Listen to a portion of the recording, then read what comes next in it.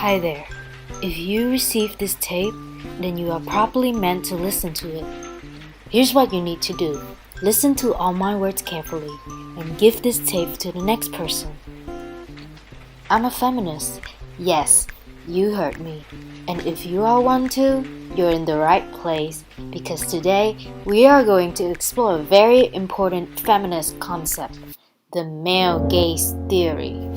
There are three perspectives to think about the male gaze: through the patriarchal director, through the patriarchal characters in a film, and the spectators. Let's go back in time to the 1970s. This theory was developed by Laura Mulvey, an influential British feminist film theorist on cinematography.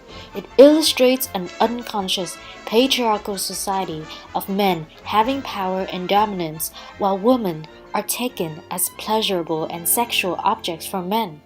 A simpler way to think about this theory is a term called Scopophilia, also introduced by Laura Mulvey. It refers to women being taken as sexual gratification for men to pleasantly and curiously gaze upon. The male gaze was shown everywhere, and even now, not just in movies and films, but also in the visual arts and literature. Advertisements, posters, magazines, games.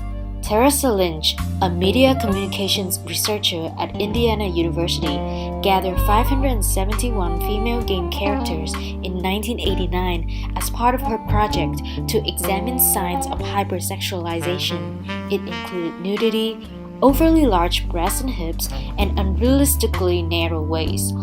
All these concepts have been created from men's point of views. Also, the main characters, usually the significant ones or the heroes from the plots, are also men.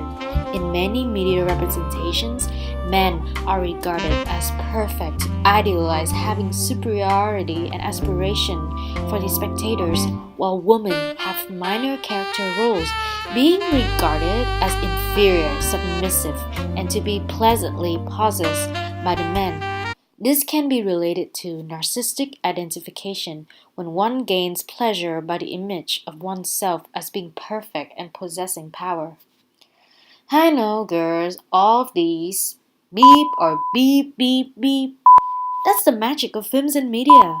Women who are blinded by these representations would desire over her physical appearance instead of her inner, humane characteristics.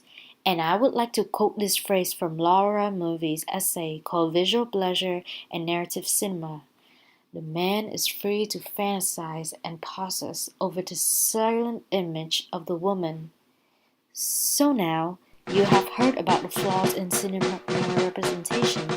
It's time to fight the unconscious patriarchal society.